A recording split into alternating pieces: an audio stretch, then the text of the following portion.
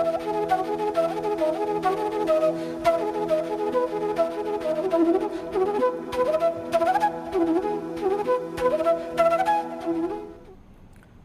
दोस्तों, EDUSAT lecture में आप सबका स्वागत है।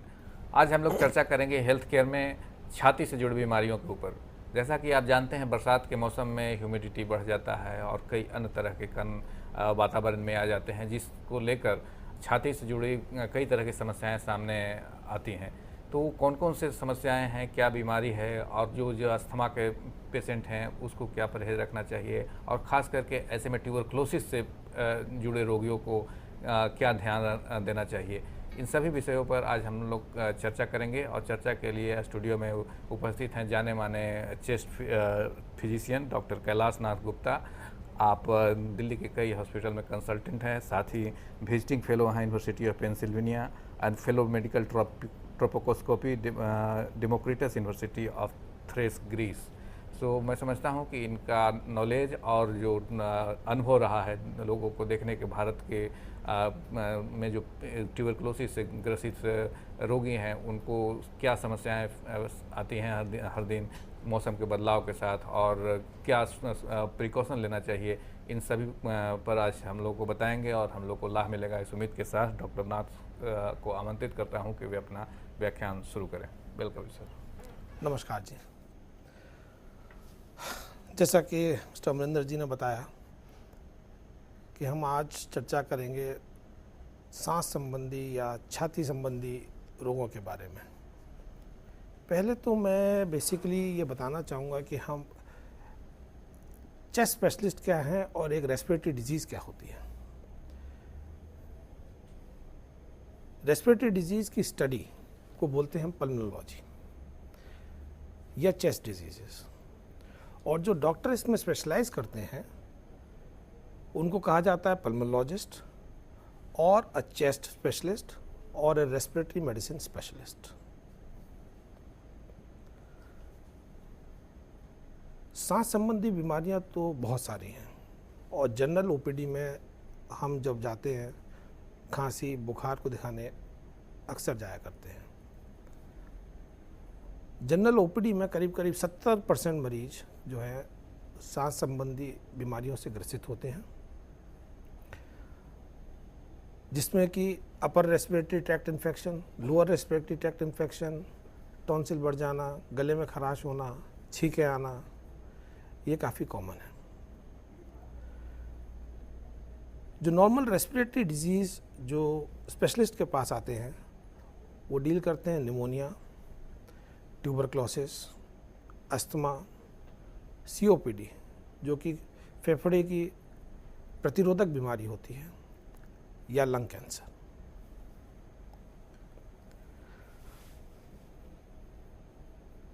आज हम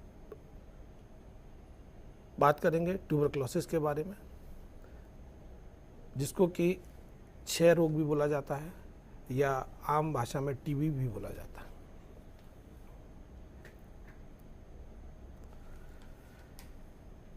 इससे पहले कि हम अपनी बात को शुरू करें, कुछ चीज़ें जो हैं स्टार्टलिंग फैक्ट्स हैं जो हमें जानने चाहिए इस बीमारी के बारे में। इस दुनिया में हर सेकंड एक व्यक्ति टीबी की बीमारी से ग्रसित होता है। 1/3 पॉपुलेशन इस दुनिया की टीबी की बीमारी से इफेक्टेड है। इसी बीमारी से अपने देश में जो डेटा है वो बताता है कि प्रति 3 मिनट 2 व्यक्तियों की मौत होती है। करीब करीब 6 लाख भारतीय अनअवेयर हैं, उनको पता नहीं है कि they are suffering from TB. और इससे भी इम्पोर्टेंट, टीबी, एक टीबी का मरीज अपने लाइफ में औसतन 10 से 15 मरीजों को इन्फेक्ट करता है।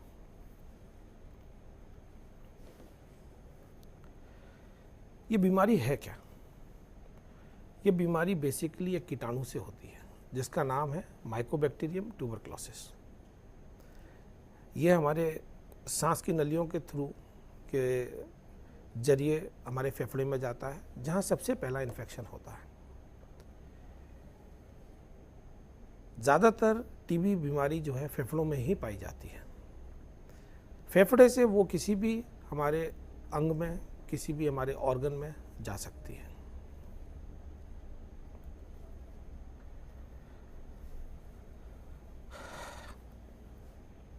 जैसा कि मैंने बताया कि टीबी बैसिलाई, ये बैसिलाई होता है जो कि माइकोबैक्टीरियम ट्यूबरक्लोसिस बोलते हैं। बहुत सुस्त किस्म का कीटाणु होता है जो शरीर में चला जाता है एक बार तो आसानी से निकलता नहीं है, और इसको मारने के लिए भी काफ़ी जतन जताने पड़ते हैं। बाहर खुले में अगर इस कीटाणु को हम ऐसे रख दें तो ये हीट से मर जाता है, लेकिन नॉर्मल जैसे कि इस समय ह्यूमिड, ड्राई या कूल सराउंडिंग्स रहती हैं तो उसमें ये कीटाणु जो है अच्छी तरह से पनपता है। ये बीमारी एक दूसरे से ही फैलती है। कोई बोलता है, खांसता है या छींकता है, उससे जो हमारे ड्रॉपलेट निकलते हैं, जो थूक निकलता है, उसकी वजह से दूसरे मरीज में, जब दूसरे प्राणी में ये जाते हैं अंदर, तो ये बीमारी पैदा करते हैं। ये जो ड्रॉपलेट्स होते हैं, जो हम छींक रहे हैं, हम बोल रहे हैं, जो थूक की जो छोटी छोटी ड्रॉपलेट्स होती हैं, ये हमारे माइक्रो एनवायरनमेंट में चारों तरफ फैली हुई होती हैं। तो जब भी कोई मरीज इन संक्रामक व्यक्ति के बगल में आता है और ये आपकी श्वास नली में जाती हैं, तो उससे ये बीमारी फैलने का डर होता है। ये कीटाणु अंदर सांस नली में जाके बैठ जाता है, अपना घर बना लेता है और फिर वहाँ से अपनी प्रक्रिया चालू कर देता है। ये बीमारी किसको फैल सकती है? ये ज़रूरी नहीं कि हर किसी को ही फैल जाए। कोई टीबी का व्यक्ति है, उसके बगल में आप बैठे तो आपको फैल ही जाए। इसके भी कई कारण होते हैं। आपका कांटेक्ट उस व्यक्ति के साथ कितनी देर का रहा, उस व्यक्ति को कितनी घातक बीमारी है या कितने ज़्यादा उसका बैसिलाई लोड है, उस पर डिपेंड करता है। आप कितना उसके करीब रहे, कितनी देर तक उसके पास रहे, मरीज का इन्फेक्शस का रेट कितना ज़्यादा है, और आपका जो एनवायरनमेंट है, आप उसके साथ शेयरिंग कितनी देर की है। अगर वो टीबी का मरीज आपके साथ कमरे में ही रहता है, आपका क्लोज कांटेक्ट उसके साथ बहुत ज़्यादा है, आप वहीं सोते हैं, तो आपको ये बीमारी फैलने का डर बहुत ज़्यादा होता है। अब बात करते हैं कि हम इस बीमारी को जांच कैसे कर सकते हैं। नॉर्मली जांच करने से पहले हम डॉक्टर के पास जाते हैं ये कह कर के मुझे खांसी हो रही है, मुझे बुखार आता है। तो इस बीमारी के एक्चुअली लक्षण क्या हैं कि हमें ये सस्पेक्ट करना चाहिए कि मुझे टीबी है या मुझे टीबी हो सकती है। सर्वप्रथम जो सिम्टम है कि खांसी होना। अगर आपको फेफड़े में टीबी है तो खांसी सबसे पहले, और आपने टीवी और रेडियो पर सुना भी होगा 3 हफ्ते से अधिक खांसी तो अपनी टीबी की जांच करवाएं। तो ये बहुत इम्पॉर्टेंट है। अगर आपकी खांसी 3 हफ्ते से ज़्यादा है, आम दवाइयाँ लेने से खांसी ठीक नहीं हो रही है, तो आप डॉक्टर के पास जाएं और अपना टीबी के बारे में अपना संशय प्रकट करें। दूसरा, आपको बुखार, टीबी के मरीज को बुखार आना लाजमी है, क्योंकि ये कीटाणु अंदर जहर छोड़ता है और उससे बुखार भी आता है। बुखार औसतन शाम के वक्त ज़्यादा होता है। लो ग्रेड फीवर होता है, बहुत हाई ग्रेड फीवर टीबी में नहीं आता है नॉर्मली। कभी कभी उसी बुखार के साथ साथ आपको और खांसी के साथ साथ खून भी आ सकता है, जिसको हम हेमोप्टिसिस कहते हैं। छाती में दर्द होना, सांस फूलना, चलते में सांस फूलना, कमज़ोरी आना, आपका मन नहीं लगना, कुछ काम करने की शक्ति ना होना, ये सब दूसरे सिम्टम्स हैं जिससे कि हम पता लगा सकते हैं कि ये हमारे को हम क्या टीबी बीमारी से ग्रसित हैं या नहीं। कुछ लोग जो कि इधर मैं आपको एम्फसाइज करना चाहूँगा कि जो लोग स्पेशली अदर बीमारी, जिनको मान लीजिए डायबिटीज़ है, उनको ये बीमारी ज़्यादा स्ट्रांगली आती है, ट्रीटमेंट भी मुश्किल होता है और सिम्टम्स पूरी तरीके से जो होने चाहिए वो नहीं आते हैं।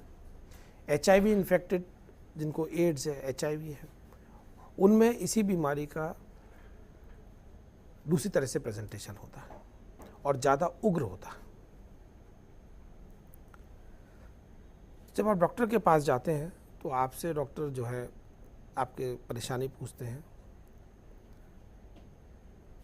और फिर जो सबसे पहला टेस्ट जो आपका कराया जाता है नॉर्मली, वो है छाती का एक एक्सरे।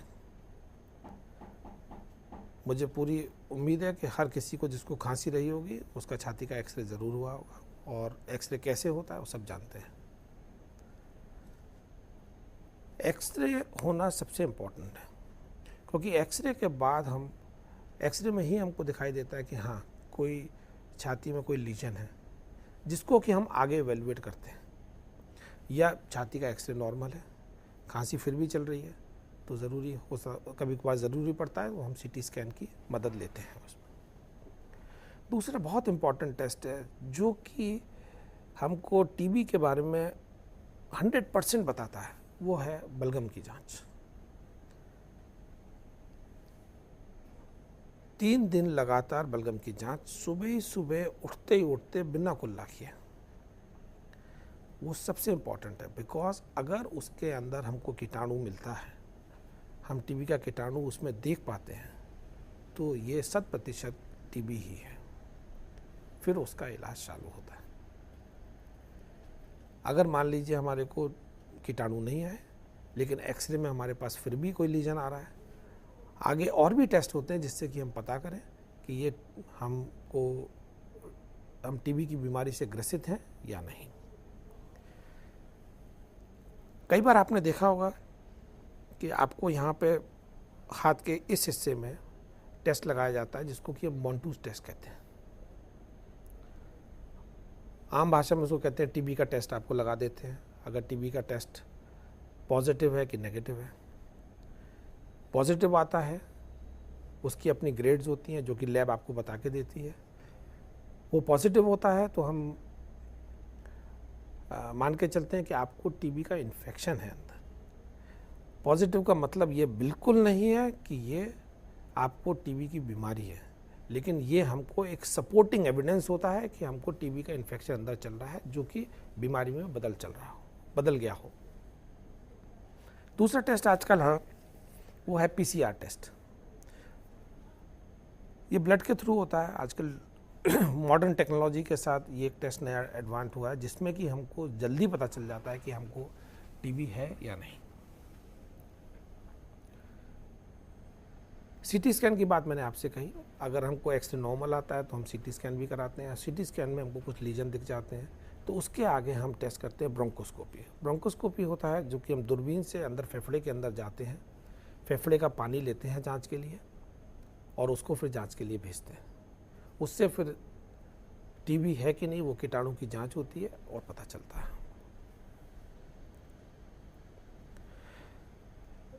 ये एक एक्सरे में आपको दिखा रहा हूँ जिसमें कि हमको दिखता है नॉर्मल एक एक्सरे रहता है जिसमें ये कैविटी होती है। ये एक टीबी के मरीज का ही एक्सरे है जो कि हमको बताता है कि ये पेशेंट को, मरीज को ट्यूबरक्लोसिस होगी।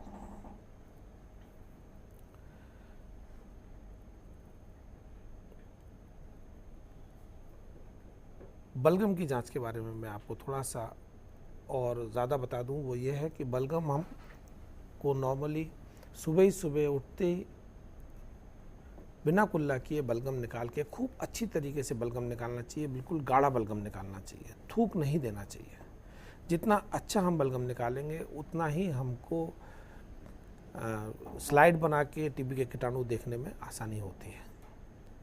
उसकी भी अपनी ग्रेड्स हैं कि कितने कीटाणु आपको दिख रहे हैं, कितने नहीं दिख रहे हैं। उससे हम ग्रेड बताते हैं कि साहब आपकी बीमारी बहुत ज़्यादा है या बीमारी कम है या ज़्यादा है। उसी बलगम को हम कल्चर के लिए भी भेज सकते हैं। कल्चर की रिपोर्ट नॉर्मली 6 हफ्ते में आती है, जो कि कन्वेंशनल कल्चर होता है। उससे हमको ये पता चलता है कि ये माइकोबैक्टीरियम ट्यूबरक्लोसिस का ही कॉम्प्लेक्स है, और फिर उसके बाद हम उसमें दवाई की टेस्टिंग भी कर सकते हैं, जिसको कि हम सेंसिटिविटी टेस्टिंग कहते हैं, जिससे कि हमको पता चलेगा कि ये कीटाणु किस किस दवाई से मरेगा। फिर वो सेंसिटिविटी आने के बाद आप सटीक दवाई उस मरीज को दे सकते हैं, जिससे कि वो ठीक हो जाएगा। 1-2 टेस्ट के बारे में, इसको फोरआर्म पे ही लगाते हैं। 48 से 72 घंटे के अंदर हम इसको चेक करते हैं कि इसका ये लालपन कितना ज़्यादा है। उसके आधार पर हम डिसाइड करते हैं कि ये टीबी का इन्फेक्शन है या नहीं। पॉजिटिव जब 10 मिलीमीटर से ज़्यादा होता है उसको हम पॉजिटिव कहते हैं, 10 मिलीमीटर से कम को हम इंटरमीडिएट, और 5 से कम को हम नेगेटिव कहते हैं।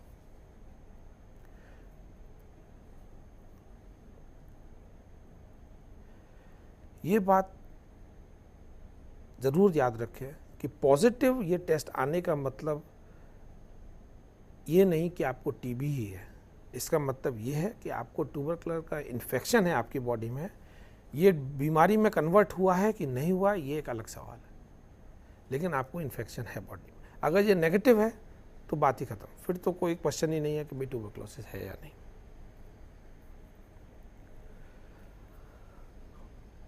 अब बात ये आई, आपने सिम्टम्स आपके हैं, आपका टेस्ट हो गया। अब how to reach to a diagnosis, कि हमको ये कैसे पता चले कि भाई अब ये टीबी ही है, हमको टीबी का इलाज शुरू करना है। जब आप अपने डॉक्टर को अपनी परेशानी बताते हैं, अपनी कंप्लेंट्स करते हैं, उसके आधार पे सारे टेस्ट जो मैंने आपको बताए वो सारे होते हैं। आपके सिम्टम्स क्या सजेस्ट कर रहे हैं, वो एक बहुत इंपॉर्टेंट मुद्दा है। अकेला टेस्टिंग से काम नहीं है, आपके सिम्टम्स बहुत इंपॉर्टेंट हैं।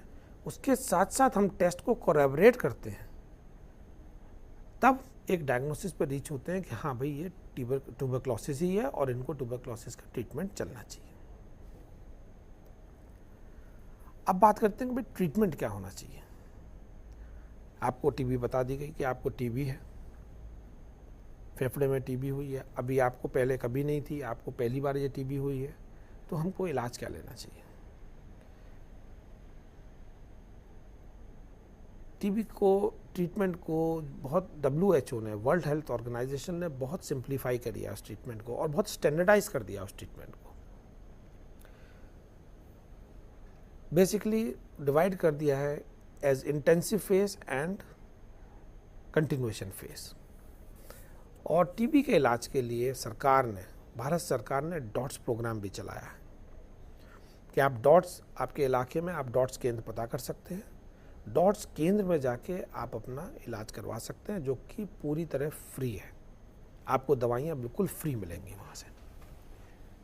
आपको वहाँ जाना पड़ता है, दवाई जो डॉट्स प्रोवाइडर है उससे दवाई आपको मिलेगी, और वो आपको वहीं की वहीं खानी पड़ती है, ताकि इसका मकसद ये है कि आप टीबी की दवाई को मिस ना करें, बिकॉज मिस करने की प्रॉब्लम से ये बीमारी लाइलाज हो सकती है। एनीवे, उसके बारे में हम थोड़ा बाद में बात करेंगे, लेकिन अभी ट्रीटमेंट हम डिस्कस करते हैं। मार्केट में बहुत सारी किट्स आती हैं जो कि हम आपको लिख देते हैं, कोई सी भी किट लिख दी, या अलग दवाइयाँ अलग अलग करके दवाई दे देते हैं। तो शुरू के 2 महीने जो कि इंटेंसिव फेज़ मैंने बताया, वो फेज़ में ज़्यादा दवाइयाँ होती हैं। उसके बाद आपका रिपीट एक्सरे और बलगम की जांच होती है, ये देखने के लिए कि हमारे को जो पहले जो हमारे लीजन थे वो कम हो गए हैं नहीं, और कीटाणु अभी भी बलगम में आ रहे हैं कि नहीं। उसके आधार पे फिर आपको कंटिन्यूएशन फेस में डाला जाता है, जिसमें कि बहुत दवाइयाँ बहुत कम हो जाती हैं, जो कि नॉर्मली 4 महीने तक चलता है। इसी में अगर कोई बिगड़ी हुई बीमारी है जिसने पहले अपना इलाज छोड़ दिया हो, या उसको बीमारी फिर से आई हो, तो ये ट्रीटमेंट 8 महीने के लिए खिंच जाता है, और उसमें इंजेक्शन की भी ज़रूरत पड़ती है। ये सारे ट्रीटमेंट आपको डॉट सेंटर में फ्री ऑफ कॉस्ट मिलते हैं। कोई भी व्यक्ति जिसको खांसी हो, बलगम आता हो, खून आया हो खांसी में, वो डॉट्स के जा सकता है और अपना बलगम जांच करवा सकता है, या किसी भी चेस्ट स्पेशलिस्ट के पास जाए, अपनी समस्या बताए और इन्वेस्टिगेशन करने के बाद अपनी बीमारी का पता करें। अब रही बात कि अगर हमने ट्रीटमेंट लिया, ट्रीटमेंट हमने कंप्लीट किया 6 महीने हम ठीक हो गए, यहाँ तो एक चैप्टर ख़त्म। लेकिन दूसरी बात यह है कि मान लो हमने ट्रीटमेंट किया, हमारी बीमारी ख़त्म नहीं हुई, हमारी बीमारी फिर भी चल रही है, उस केस में हम क्या करें? उस केस में दूसरा कैटेगरी ट्रीटमेंट होता है जिसमें कि इंजेक्शन लगते हैं और 8 महीने का ट्रीटमेंट चलता है। यहाँ बलगम के कल्चर की बहुत इंपॉर्टेंस है, बिकॉज इस समय बलगम का कल्चर ही हमको बताएगा कि हमको कौन सी दवाइयाँ देनी है जिससे कि वो कीटाणु मरे। तो अपना बलगम कल्चर जरूर करवाएं। बलगम कौन सा होना चाहिए, कैसा होना चाहिए, वो मैं आपको बता चुका हूँ, और अपना ट्रीटमेंट स्टार्ट करें। एक बात ट्रीटमेंट में गांठ बांध लीजिए, उसको बिल्कुल मतलब समझ लीजिए कि टीबी का ट्रीटमेंट बीच में छोड़ना नहीं है, किसी भी हालत में नहीं छोड़ना है। दवाइयाँ रेगुलर लेनी है और पूरे समय तक लेनी है और पूरी डोज में लेनी है। नहीं लेने से समस्या क्या है? ये बीमारी लाइलाज हो सकती है, ये रिलैप्स कर सकती है और ये ज़्यादा उग्र रूप से आती है। जब ये ज़्यादा उग्र रूप से आती है तब इलाज मुश्किल हो जाता है, इलाज लंबा हो जाता है और इलाज का पक्का वादा भी नहीं रहता। इसीलिए जब भी आपको ये बीमारी बताई जाए, प्लीज़ एंड प्लीज़ पूरा ट्रीटमेंट लें, पूरे अवधि तक लें और पूरी डोज में लें। हम इस बीमारी से बच कैसे सकते हैं? हम सबको मालूम है prevention is better than cure. हम बचे कैसे? जो व्यक्ति इस बीमारी से ग्रसित है उसको चाहिए कि वो मुंह पे कपड़ा लगा के रखे, इधर उधर ना थूके, अपने वातावरण को स्वच्छ रखे।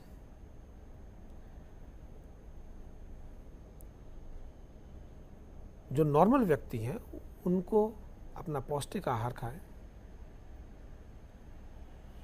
और ज़्यादा भीड़ भाड़ वाले इलाके में जहाँ पे कि आपको चांसेस है ट्यूबरक्लोसिस कांटेक्ट करने के, उधर ना जाएं।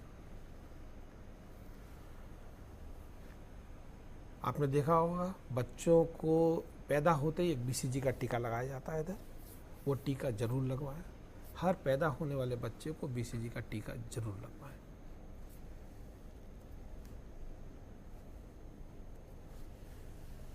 That's all. Now I'm open for any questions on this disease. Any? ये तो प्रिवेंशन का बात हुआ और कैसे पता करा जाए, लेकिन एक समस्या जो लोगों में आम बात है कि उसे पता नहीं चलता है कि खांसी जो हमारा है वो आम खांसी है या टीबी का खांसी है। तो क्या सामान्य लोग भी इसे पहचान सकते हैं कि केवल इन टेस्टों के द्वारा गुजरने के बाद ही पता चल सकता है? इसमें इम्पोर्टेंट ये है खून आना, जिसे जो लोग मान लेते हैं कि बलगम के साथ अगर खून आ रहा है तो ये टीबी का लक्षण हो सकता है, तो क्या सही है या मिथ है? नहीं, ये बिल्कुल सही है। खांसी में खून कई वजह से आता है, उसमें टीबी हमारे देश में काफ़ी कॉमन है। लंग कैंसर में भी इसी तरह से खून आता है, और भी बीमारियां जिसमें खून आता है। पर जब भी खून आए इसको हमको हल्के में नहीं लेना चाहिए, हमको तुरंत अपने डॉक्टर के पास जाना चाहिए और अपनी जांच करवानी चाहिए। जैसे कि मैं बता चुका हूं पहले ही कि खांसी 3 हफ्ते से ज़्यादा हो तो टीबी के बारे में ज़रूर सोचना चाहिए और अपने डॉक्टर से जाके सलाह ज़रूर लेनी चाहिए। ओके, मतलब एक पहचानने का भी तरीका है कि अगर 3 वीक से ज़्यादा है तो आप उसे नज़रअंदाज नहीं करें, ज़रूर अपने फिजिशियन से चेकअप करवाएं। Exactly. और इस कंक्लूजन पे पहुँचें कि वो खांसी जो है से टीबी है या नहीं है। तो एक तो हुआ जो आप बता रहे डॉक्टर साहब कि इस बीमारी में जो मेडिसिन चलता है और रेगुलर चलता है उसको छोड़े नहीं, अगर इन केस कोई छोड़ देता है तो उसके बाद जो परेशानियां आती हैं, सो क्या क्या आती हैं परेशानियां, इस पर बताएंगे। उसके बाद परेशानी एक्चुअली बीच में आपने ट्रीटमेंट छोड़ दिया तो ये कीटाणु जो है रेजिस्टेंस डेवलप कर लेता है अपने चारों तरफ, जिसको हम कहते हैं कि एक दीवार सी बना लेता है। उससे आपकी जो नॉर्मल दवाइयाँ हैं वो अंदर पेनिट्रेट नहीं हो पाती और ये कीटाणु को मारना और मुश्किल हो जाता है। ये घेरा बना लेता है अपने चारों तरफ। ओके। फिर ये बीमारी जब आती है आपको तो ज़्यादा उग्र रूप से आती है और इसको इलाज करना मुश्किल होता है। ओके। तो ऐसी स्थिति नहीं होने दें, इसलिए लोगों को ये चाहिए कि वो कब दवा नहीं छोड़ें। और सपोज कितने दिनों तक अगर एक 8 डोज छूट जाए तो क्या वो भी इतना ही हानिकारक है जितना कि लगातार 4-5 दिन छूट जाए? नहीं, एक 8 डोज किसी वजह से छूट गई तो वो जैसे ही आपको याद आया कि मुझसे छूट गई तो तुरंत खा लें। अच्छा, मतलब लेकिन 4-5 दिन वाली बात तो साहब बहुत मुश्किल है। अच्छा, वो तो नहीं छोड़ना चाहिए। हाँ, एक आध दिन का भी एक आध दिन का भी गैप हो गया, आइडियली तो एक आध दिन भी गैप नहीं होना चाहिए। ओके। अगर मान ले हमारा एक दिन गैप हो गया तो तुरंत जैसे ही याद आए हम तुरंत गोली खा लेनी चाहिए। क्या, और ये बात तो बहुत पहले से, क्या अभी कोई नई मेडिसिन नहीं आई है जो जिस एक्ट करें 2 दिन 3 दिन 4 दिन के लिए? नहीं, अभी नई कोई मेडिसिन नहीं है हमारे को इस बीमारी को ट्रीट करने के लिए। वही मेडिसिन है, उन्हीं के रेजीम बने हुए हैं। नया रिसर्च तो बहुत चल रही है लेकिन आने वाले वक्त में आएगी ज़रूर। लेकिन अभी तो हमारे पास वही दवाइयाँ जो क्योंकि बहुत से कारण हो सकते हैं, जो गांव देहात के लोग हैं, हो सकता है मेडिसिन वो मिले नहीं या कुछ कारण बस छूट गए हों, तो ऐसे में संभव है कि रिलैप्स नहीं, इसलिए इम्पोर्टेंट है। सी, अगर आप डॉट सेंटर में जाते हैं, डॉट सेंटर में यही तो सरकार ने किया कि आप केंद्र में जाते हैं, आपके नाम का 6 महीने की दवाई का एक डिब्बा बन के रख गया। ओके। आप जाइए, अपना डिब्बा उठाइए और दवाई खा के आ जाइए। दवाई खत्म हो जाएगी, दवाई बदल जाएगी या दूसरी कंपनी की जाएगी, ऐसी कोई बात नहीं है। आपके नाम का 6 महीने का दवाई का डिब्बा बन के रख गया एक आदमी का। तो आप जाएं, अपने डब्बा उठाएं, दवाई खाएं, उनके सामने डॉट्स प्रोवाइडर जो होता है उसके सामने दवाई खाएं। और नहीं, ये भी समस्या है। ठीक है, एक तो लोग जो डॉट्स के अंदर जा रहे हैं उनके लिए बात हुई, और वैसे लोग जो खुद बाजार से दवा खरीदते हैं, 10 दिन के लिए खरीदा, 20 दिन के लिए खरीदा, फिर ऐसे में संभावना है कि इस बार कोई कंपनी का दवा ले रहे हैं, दूसरी बार किसी और कंपनी का, तीसरी बार किसी और कंपनी का, तो क्या इससे भी समस्याएं बढ़ सकती हैं या कुछ परिवर्तन? इम्पोर्टेंट है कि सॉल्ट क्या ले रहे हैं आप। ओके।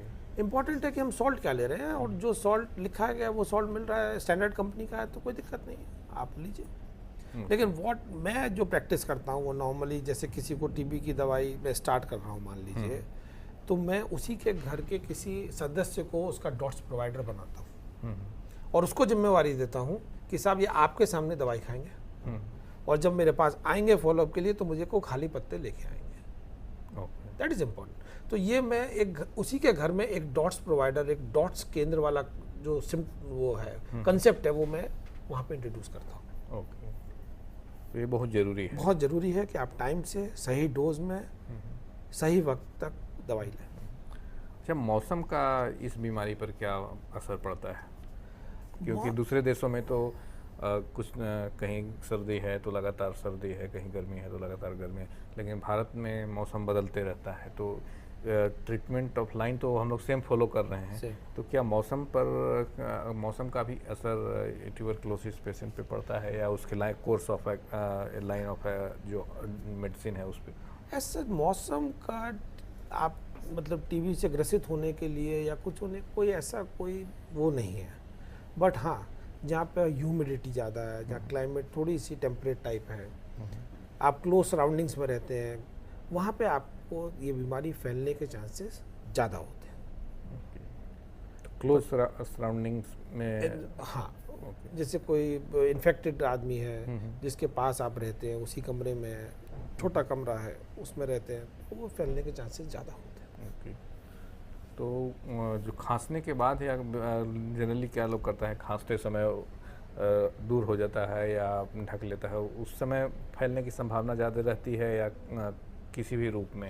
खांसते समय तो बहुत ही ज़्यादा रहती है, इसलिए जब हम खांसें तो कपड़ा जरूर रखें ताकि दूसरे के पास, ये तो वैसे भी एक तहजीब है, एक आम तहजीब भी है कि आप खांस रहे तो कपड़ा लगा के रखें। और टीबी के मरीज को तो खासतौर से ये ध्यान अपने लिए तो है ही, लेकिन एक दूसरे अपने फेलो सिटीजन्स के लिए भी उसको ध्यान रखना चाहिए कि मैं ऐसे ना खांसूं खुले में, एक कपड़ा लगा के रखूं और तब खांसूं। ओके, तो ये तो टीबी के बारे में। जो अन्य बीमारी और आप बता रहे थे जैसे अस्थमा है या सीओपीडी, एक आपने चर्चा, वो अस्थमा के बारे में तो लोगों को जानकारी है, सीओपीडी के बारे में बहुत लोगों को कम जानकारी है, वो क्या है? COPD इज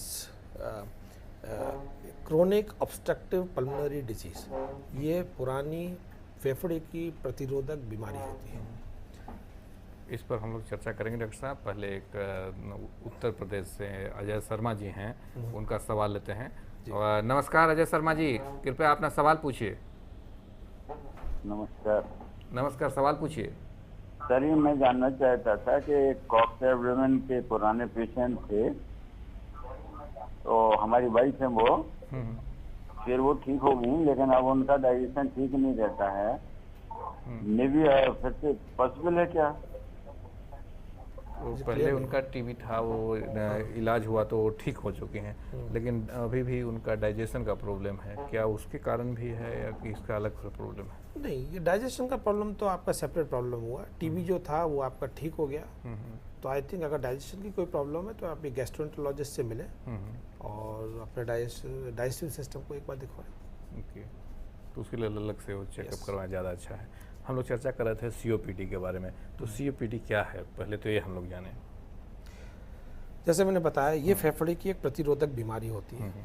ये दमा या अस्थमा जैसे ही होती है, लेकिन ये फ़र्क है। फ़र्क इन द सेंस कि इस बीमारी में बेसिकली ये बीमारी होती है स्मोकर्स में। ओके, जो बीड़ी, सिगरेट, हुक्का, चिलम ये पीते हैं, उनमें ये बीमारी होती है। इसमें हमारी जो सांस की नली है उनमें सूजन आ जाती है और सांस लेने में हमको दिक्कत होती है, जिसको कि हम आम भाषा में दमा कहते हैं। अस्थमा अलग हो गया, दमा सीओपीडी कहें तो दमा। तो अस्थमा और दमा भी अलग अलग है? हाँ, COPD and asthma are two different things. दोनों में ही सांस फूलती है। एक लोकल लैंग्वेज में दोनों को हम दमा ही कह देते हैं, लेकिन as per classification and treatment both are two different things. क्या दोनों में अंतर दोनों में यह है कि सीओपीडी एक प्रोग्रेसिव डिजीज है। अस्थमा तो आपको एक एपिसोडिक आता है, मौसम चेंज हुआ, आपको सांस फूली, घर घर की आवाज़ आपको आई, सिम्टम्स हुए, आपको इनहेलेशन दिया, आपको नेबुलाइजर दिया, आपको रोटा कैप्स या इनहेलर्स दिए, वो आप ठीक हो जाते हैं और फिर उसके बाद आप बिल्कुल नॉर्मल चल रहे होते हैं। वेयर सीओपीडी में ऐसा नहीं है। सीओपीडी प्रोग्रेसिव डिजीज है, ये समय के साथ साथ बढ़ती ही जाती है। इसको रोकने का एक सबसे इम्पॉर्टेंट तरीका यह है कि हम सबसे पहले अपनी स्मोकिंग बंद करें। Smoking is very important cause of COPD. तो मतलब एक हर सीजन में होता है, जैसे अस्थमा तो सर्दी के मौसम में आया और गया। एग्जैक्टली। और दमा इसके कोई मौसम से नहीं, हमेशा बढ़ते मौसम में इसका एक्सेसरबेशन होता है। जब मौसम चेंज होगा तो हमको दमा, ये सीओपीडी का एक्सेसरबेशन होता है। जब हमारी सांस फूलना ज़्यादा शुरू हो जाएगा, हमको काम करने में दिक्कत होगी, हमारी छाती से घर घर की आवाज़ें आएंगी। तो मौसम से इनके एक्सेसरबेशन तो होते हैं, लेकिन डिजीज प्रोग्रेसिव रहती है, डिजीज खत्म नहीं होती। Whereas asthma comes to normal. That's the major difference between COPD and asthma. Okay, एक ये हुआ। ये तो सांस फूलने की या सांस घर घर करने की आवाज़, तो अस्थमा और दमा में दो भाग में उसको डिवाइड कर सकते हैं। एक पेन की शिकायत तो लोगों का रहता है कि चेस्ट पेन, वो क्या है, उसके बारे में आपका क्या कहना है? चेस्ट पेन जो है बहुत ही एक जनरलाइज टर्म है कि मेरे को छाती में दर्द हो रहा है। छाती में दर्द कई कारणों से होता है। या तो वो डिजीज हमारे को लंग्स में हो, या हमारे डिजीज हार्ट में हो, या फिर हमारी खाने के फूड पाइप और स्टमक में हो, वो भी चेस्ट पेन की तरह से ही प्रेजेंट करता है। तो कभी भी चेस्ट पेन हो, हमको उसको लाइटली नहीं लेना चाहिए, उसको इन्वेस्टिगेट जरूर करना चाहिए। क्या ये कार्डियक पेन है, या ये लंग डिजीज एसोसिएटेड पेन है, या ये डाइजेस्टिव सिस्टम एसोसिएटेड पेन है। तो ये तो अगर कार्डियक पेन है तो उसके लिए जांच होता है या उसके कारण, और लंग्स पेन उसमें क्या चेक करते हैं? लंग्स पेन में x-ray is one of the most important investigation, क्योंकि जो हमारी झिल्ली होती है फेफड़े के चारों तरफ जो झिल्ली बनी हुई होती है उसमें इन्फेक्शन आ जाता है, वो इसी तरह से चेस्ट पेन करती है। निमोनिया चेस्ट पेन करेगा। और डाइजेस्टिव जो बता रहे हैं, डाइजेस्टिव में जैसे हमको ये फूड पाइप है, जो हमारा फूड पाइप में इन्फ्लेमेशन हो गया वो पेन करता है इसी तरह से, जिसको कि हम नॉन कार्डियक पेन्स कहते हैं। गैस्ट्राइटिस है, अल्सर है, वो भी इसी तरह से पेन करता है, जिसको कि हम सोचते हैं ये चेस्ट पेन है, अदरवाइज वो चेस्ट पेन ना हो के वो आपका दूसरे डिफरेंट ऑर्गन्स को अफेक्ट कर रहा होता है। ओके डॉक्टर साहब, आपने शुरू में बताया था कि एक पुल्मोनोलॉजिस्ट होता है, एक दोनों में अंतर है, वो क्या, उस पर थोड़ा से और विस्तार से बताएं ताकि लोगों को समझ में आए। पुल्मोनोलॉजी अलग है और रेस्पिरेटरी क्या है? ये स्लाइड मैंने पर्पसली लगाई थी एक्चुअली, उस सो दैट कि लोग ये कंसेप्ट हो कि इसी चेस्ट स्पेशलिस्ट एक अलग से स्पेशलिस्ट हैं जो कि सिर्फ चेस्ट को देखते हैं। हम सबको कार्डियोलॉजिस्ट मालूम है, है ना, हम सबको गैस्ट्रोएंटरोलॉजिस्ट मालूम है कि ये पेट देखेगा, नेफ्रोलॉजिस्ट मालूम है कि ये किडनी देखेगा, लेकिन पल्मोनोलॉजिस्ट चेस्ट देखता है, ये बहुत कम लोगों को मालूम है। तो उसका एक्चुअली जो लंग का स्पेशलिस्ट है, या तो हम उसको जनरल लैंग्वेज में उसको चेस्ट स्पेशलिस्ट कहते हैं, और अगर टर्मिनोलॉजी में जाएं तो उसको पल्मोनोलॉजिस्ट कहते हैं। पल्मोनोलॉजिस्ट, पल्मो मीन्स लंग, उसका लॉजिस्ट इज स्पेशलिस्ट। ओके।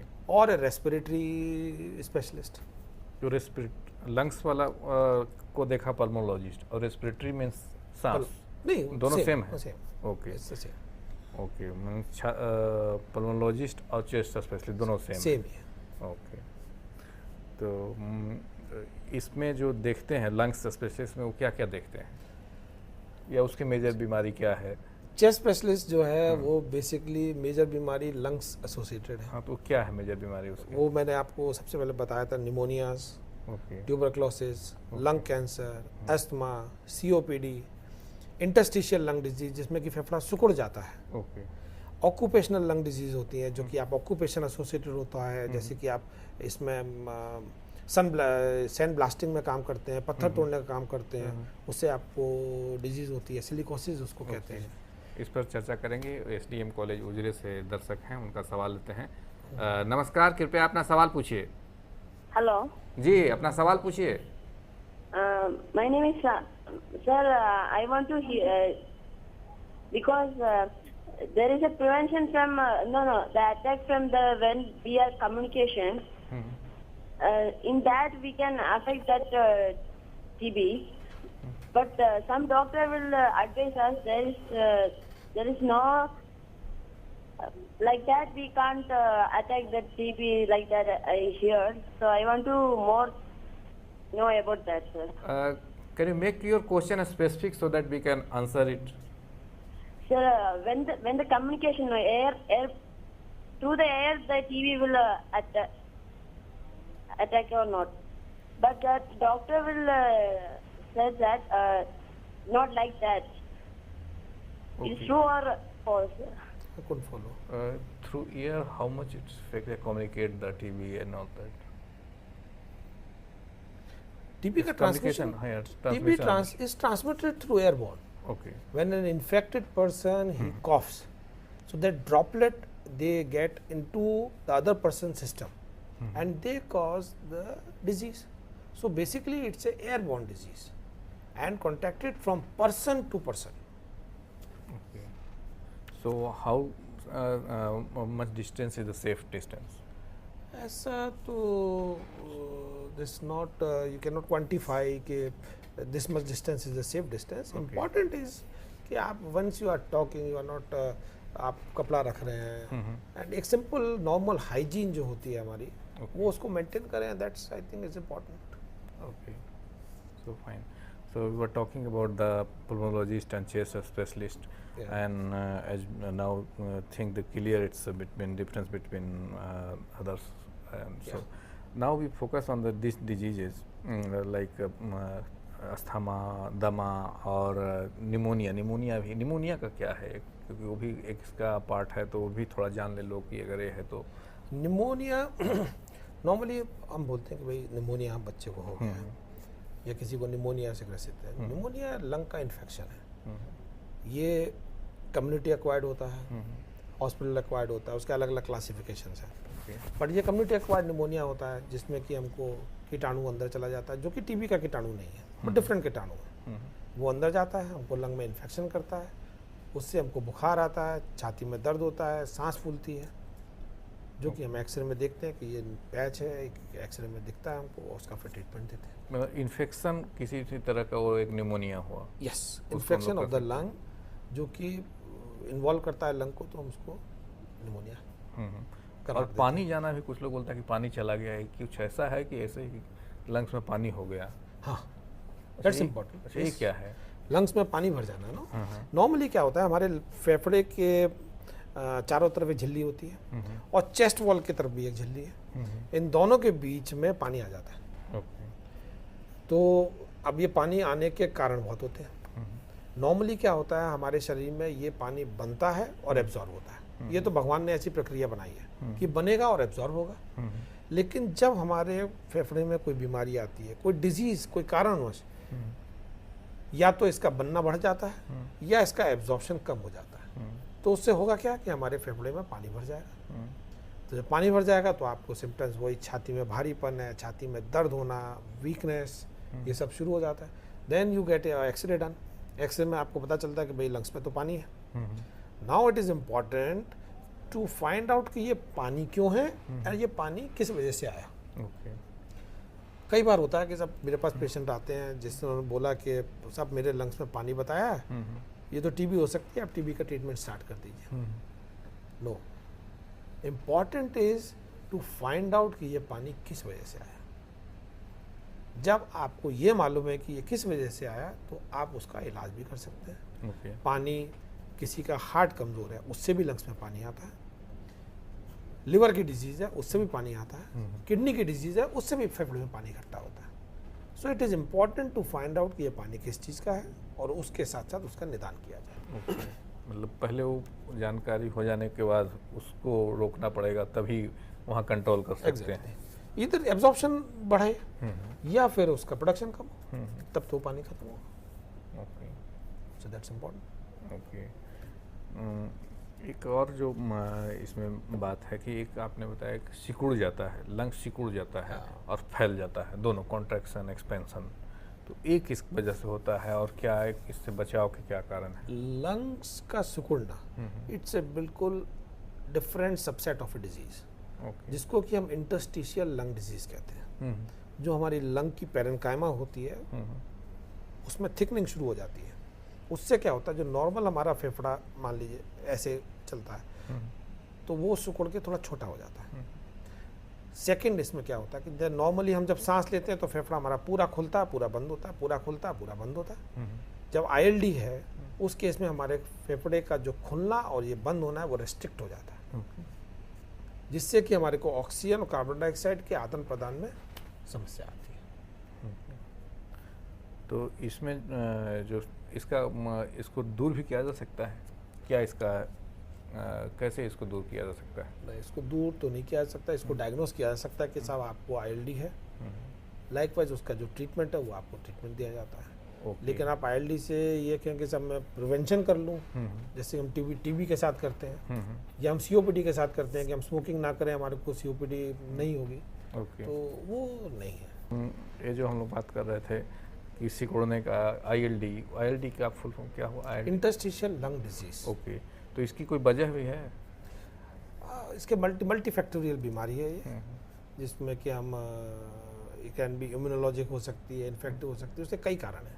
एक कारण को हम पिन पॉइंट करना मुश्किल होता है कि सब ये ILD आपको इससे ILD हुई है। ओके। तो जो ये जो कैपेसिटी होता है लोगों का, एक जैसे सांस लेने पर ये नॉर्मल और फिर ज़्यादा सांस लेते इतना, वो क्या है कैपेसिटी, उसको कैसे जज करते हैं और क्या उसको किया है? एक बहुत इंपॉर्टेंट टेस्ट होता है चेस्ट मेडिसिन में, जो कि हम कहते हैं PFT। PFT मतलब पल्मोनरी फंक्शन टेस्ट, इसको अदर नाम से बोलते हैं लंग फंक्शन टेस्ट। ये जैसे हार्ट का ECG होता है ऐसे ही ये लंग्स का ECG मान लीजिए। ओके। इससे हम इसको पता कर सकते हैं कि हमारे फेफड़े में सिकुड़न है या हमारी सांस की नलियों में रुकावट है। ये बहुत ही इंपॉर्टेंट टेस्ट है जो कि हमको रेगुलर बेस पे करना चाहिए। ओके। तो क्या इसके कॉस्ट अधिक है कितने? नहीं, कॉस्ट अधिक नहीं है। कॉस्ट तो 400 रुपये से लेके 1000 रुपये तक अलग अलग जगह पे मैं देखता हूँ कि ओके, उसकी पीएफटी। costing है। हाँ। तो लंग्स की स्थिति जानने के लिए पीएफटी कराना जरूरी है, जिस तरह से हम लोग ईसीजी कराते हैं। हार्ट का ईसीजी होता है, ऐसे लंग का ईसीजी का नाम पीएफटी। ओके, तो पीएफटी से जो पता चलता है और एक्सरे से पता चलता है, दोनों में क्या डिफरेंस? एक्सरे में तो हम लंग देख रहे हैं। ओके, और एक्सरे में पीएफटी में हम एक्चुअली ये पता कर रहे हैं कि लंग में इसमें 2 क्लासिफिकेशन है कि ये लंग में रेस्ट्रिक्शन है या लंग में ऑब्स्ट्रक्शन है। ओके, तो पीएफटी हमको डिफरेंशिएट करता है कि this is an obstructive lung disease और ए रेस्ट्रिक्टिव लंग डिजीज, या मिक्स डिसऑर्डर भी हो सकता है। Okay, so PFT PFT is very important.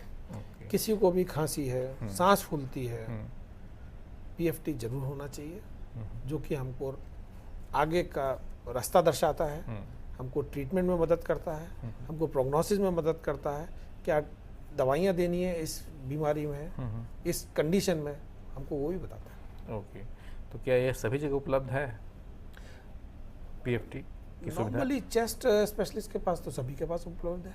Okay, बाकी अभी मतलब बड़े शहरों में तो खास बड़े करके शहरों में तो उपलब्ध है पीएफटी। और आप अगर जानकारी ज़्यादा प्रॉब्लम हो तो लोगों को जरूर कराना चाहिए इस तरह जरूर होना चाहिए। चेस्ट सिम्टोमेटिक, जिसको भी चेस्ट की समस्या है उसको पीएफटी जरूर होना चाहिए। जैसे कि वो एक्सरे करवाते हैं ऐसे ही पीएफटी जरूर होना चाहिए। ओके, तो जब चेस्ट पेन, लोगों को चेस्ट पेन में कुछ लोग दवा भी ले लेते हैं, जैसे हमको चेस्ट पेन हो रहा है दवा ले लें, तो उस केस में क्या ऐसा करना उचित है? बिना डॉक्टरी सलाह के साथ कोई भी दवाई लेना बिल्कुल भी उचित नहीं। Okay, self medication should not be done. Okay, नहीं वो तो ठीक है, लेकिन कभी कभार जब लोगों को होता है तो कोई गैस का दवा ले लेता है, कोई कुछ पेन किलर ले वो आप लेते हैं। लेकर देख सकते हैं। अगर आपको नहीं रिलीफ हुआ 10-15-20 मिनट में तो फिर तुरंत डॉक्टर के पास जाएं और उसका जांच करवाएं कि ये दर्द क्यों है। ओके, और अगर रिलीफ हुआ तो इससे पता चलता है कि उसी के वजह से है। ये सब कहना थोड़ा सा मुश्किल मुश्किल है, लेकिन हाँ। एक नॉर्मल लोगों को समझ में क्या मेरे को गैस का दर्द रहता है या मेरे को गैस्ट्राइटिस बहुत रहती है तो आप डाइजिन ले लेते हैं या कोई घरेलू नुस्खा बना के ले लेते हैं, तो उससे अगर आपको रिलीफ हो जाता है it's well and good.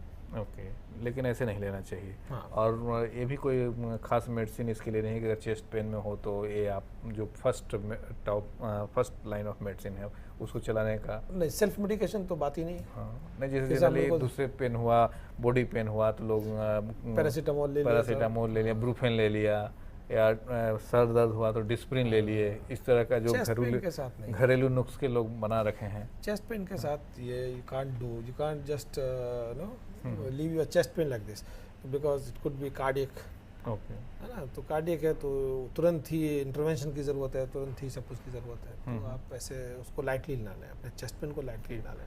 Chest pain और मसल पेन में दोनों अंतर कैसे डिस्टिंग्विश कर पाएंगे कि ये चेस्ट का पेन है या चेस्ट मसल है उसका? चेस्ट तो मसल ही हुई। हाँ, नहीं, चेस्ट अब ये अंदर से आ रहा है या बाहर आ रहा है तो हाँ, बड़ा मुश्किल इसको है। ये तो मुश्किल डिस्टिंग्विश है। ये तो इन्वेस्टिगेट ही आप करेंगे। इन्वेस्टिगेट करके आपको पता चलेगा कि लंग में कोई डिजीज़ है या हार्ट में कोई डिजीज़ है, then you come to a conclusion कि भाई ये तो मस्कुलर पेन है, it's nothing else. But then for that to conclude that it is only a muscular pain, whole lot of an exercises need to be done before concluding कि भाई this is a muscular pain. Okay, तो मतलब ऐसा कोई distinction का कोई ये नहीं है? No, you can't say. एकदम तो नहीं बोल सकते कि साहब आपको ये तो मस्कुलर पेन ही है। डॉक्टर साहब, एक आपने बताया कि डाइजेस्टिंग पाइप में भी अगर दिक्कतें हों तो चेस्ट में पेन होता है, तो वो कौन से दिक्कत है, क्या क्या मेन दिक्कतें हैं जिसके कारण हो? फूड पाइप में इन्फ्लेमेशन, हाँ, जो हमारे खाने की नली है उसमें इन्फ्लेमेशन, Inflammation means- इन्फ्लेमेशन मतलब सूजन आ गई, ओके, उसमें इन्फेक्शन हो गया जिसको हम इसोफेजाइटिस कहते हैं, ओके, उसकी वजह से होता है। हार्ट बर्न, लाइक हमारा एसिड बहुत ज़्यादा प्रोड्यूस होता है जो कि हमारे को पीछे की तरफ आता है, तो वो भी हमको इसी तरह से पेट देता है। ओके, तो that is another cause. Stomach gastritis हो या आपको पेट में अल्सर हो, so they give you the same kind of pain. Okay, और जिसके मुंह में दांत भी खराब वगैरह हो उसके कारण भी ये इन्फेक्शन जो देखने उससे को मिलता इन्फेक्शन है। की आपकी प्रोबेबिलिटीज बढ़ जाती है। Okay, oral hygiene is important. oral for prevention of lung disease, oral hygiene is very important. Okay, तो वो तो हमको मेंटेन वैसे भी रखनी चाहिए, नैतिक तौर पे भी और वैसे भी। तो ओरल हाइजीन और मेंटेन करने का क्या तरीका है? एक तो लोग ब्रश कर लेते हैं, उसके अलावा I think oral hygiene maintain करने का बहुत अच्छा तरीका तो डेंटिस्ट बताएंगे साहब। नहीं, वो लेकिन फिर भी जो चेस्ट के नज़रिए से सही हो, brushing your teeth twice a day, twice a day. yes, morning and before going to bed. It's very important. And keep your mouth clean. क्योंकि दूसरा- जनरली ये लोग नहीं फाइंड आउट कर पाते हैं कि जो चेस्ट पेन है वो हमारा ओरल हाइजीन के कारण भी है। हाँ, बट ओरल हाइजीन से डायरेक्टली चेस्ट पेन का तो मतलब ओके, कोई डायरेक्ट संबंध नहीं। एक और दर्शक हैं एसडीएम कॉलेज उजिरे से। जी नमस्कार, please ask your question. Hello, good afternoon, sir. Good afternoon, please ask your question. Through the replantation of lungs, we can prevent TB. Through the please repeat your question. Through the replantation of lungs, अच्छा, transplantation of lungs can be prevent TB. we can prevent TB. नहीं, but transplantation of lungs in whom? You mean कि who is having a disease, that person need to be transplanted lung? Oh, कौन? से संपर्क टूट गया है। ये मतलब how TB can be prevented? Prevention का तो सब एक ही तरीका है कि आप ह्यूमन टू ह्यूमन जो कांटेक्ट है, जो ह्यूमन टू ह्यूमन ट्रांसमिशन है, उस पे बैरियर लगे। ओके, मेरा लगता है उनका सवाल ये था कि अगर जिसको काफ़ी ज़्यादा हो चुका है, रिलैप्स हो चुका है, तो वैसे केस में प्लांटेशन या कुछ और lung transplant, I could make out कि she wanted something on lung transplantation. Lung transplantation पहले तो अपने देश में होता नहीं साहब। She is online I think. We are again, yes please ask your question. You asked diseases or like that. If somebody have affected more in lungs, the TB patients who are affected more in that lungs. The TB patients, या they can change the replenishment of lungs. Please ask a bit louder. Okay. In TB patient, you want to ask, in TB patient, can we change the lungs? Can we transplant the lungs? Is it? Okay, या that may be question. Yeah, TB, see, lung transplantation अभी तो अपने देश में होता नहीं है. It has to go to US or Europe first, and then second, TB जिसको हो रखी है, जिसको TB चल रही है, उसको लंग ट्रांसप्लांट तो अभी तक नहीं हुआ था. एंड लंग ट्रांसप्लांट की सबसे पहले ये है कि आपका डिजीज फ्री तो हो.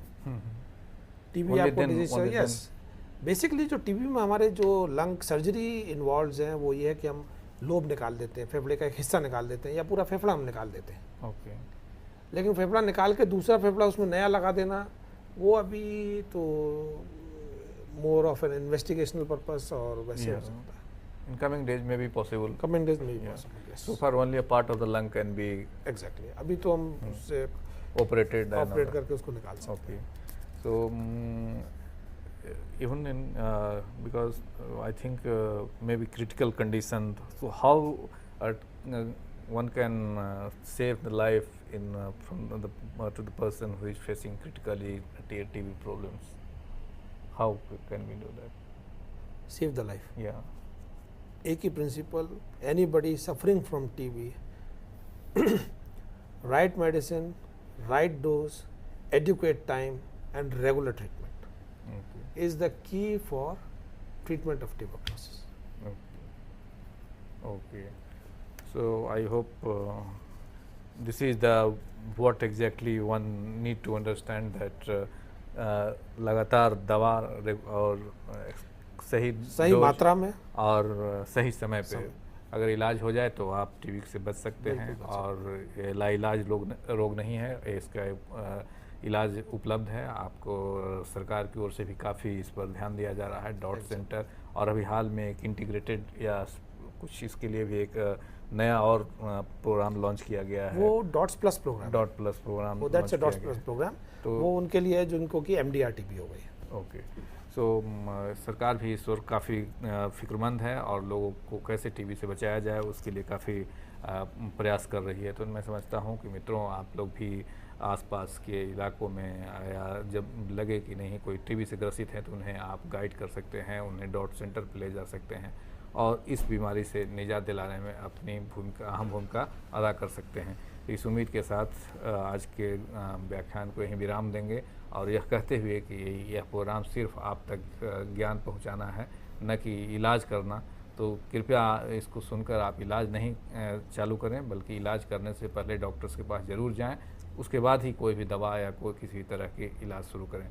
तो मैं समझता हूं कि आप करेंगे और इसके साथ आज के लेक्चर को विराम। आप सबको धन्यवाद और आपकी ओर से डॉक्टर कैलाश नाथ गुप्ता जी को भी बहुत धन्यवाद, जिन्होंने काफ़ी सरल भाषा में और अच्छी तरह से संक्षिप्त तौर पे हम लोगों को बताया कि क्या छाती से जुड़ी बीमारी हो सकती है और कैसे उससे हम निजात पा सकते हैं। Thank you very much. Thank you please. Thank you.